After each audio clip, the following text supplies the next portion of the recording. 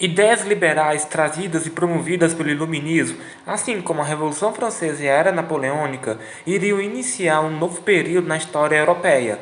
Logo, estados quebrados iriam se unificar na ideia do nacionalismo. Porém, era apenas o início. Essa é a história da unificação italiana e alemã.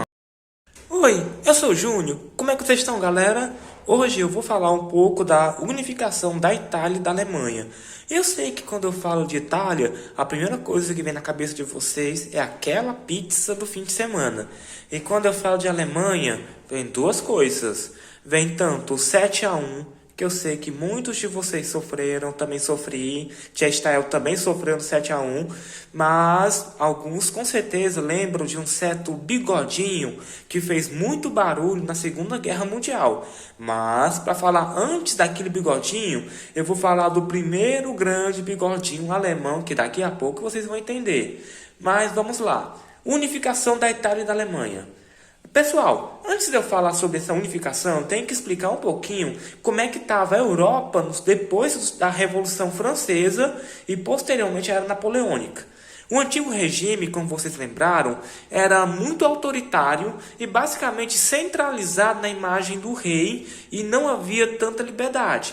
Porém, graças à Revolução Francesa e posteriormente à Era Napoleônica do Certo Baixinho, novas ideias começaram a correr a Europa. Começa a ser difundido ainda mais as ideias do liberalismo e posteriormente o nacionalismo. Oxe, Júnior, o que é liberalismo? O que é nacionalismo? Liberalismo. Basicamente, liberdade econômica e política. E nacionalismo se trata, digamos, que do sentimento de pertencimento a uma nação. Nossa, eu sou francês, eu me orgulho disso. Eu sou americano, eu me orgulho disso. Eu sou da Lagoa da Areia, eu me orgulho disso. E graças a esse sentimento de nação que começou a surgir ali no século XIX, começou uma onda revolucionária, que ficou caracterizado como a onda revolucionária de 1830. Diversos movimentos, como os 3 dias de glória e também a Primavera dos Povos, começaram a partir aqui de 1830. E quando nós fazemos a matemática básica, Revolução Francesa e Era Napoleônica, mais liberalismo e nacionalismo, mais ondas revolucionárias de 1830, é igual ao que, gente? Unificações. E no caso tivemos 2 destaques na Europa, que foi a unificação italiana e a unificação alemã. Eu vou começar falando primeiramente da unificação italiana. Se vocês prestarem bem atenção no que eu acabei de falar, gente, este sentimento de revolução estava cobrindo toda a Europa. E diante disso, a partir do ano de 1830, começa um movimento de revolução na Península Itálica.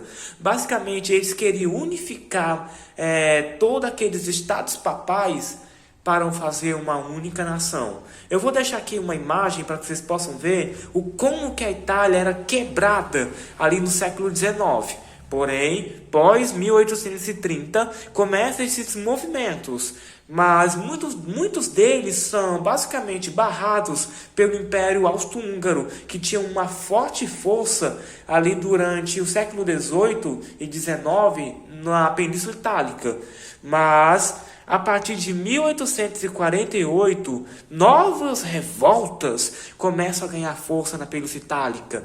E agora se destaca o rei do reino de Piemonte e Sardenha, o famoso Vítor Emanuel II, o nome top. Vou colocar aqui uma imagem deles para que você possa ver, cara top.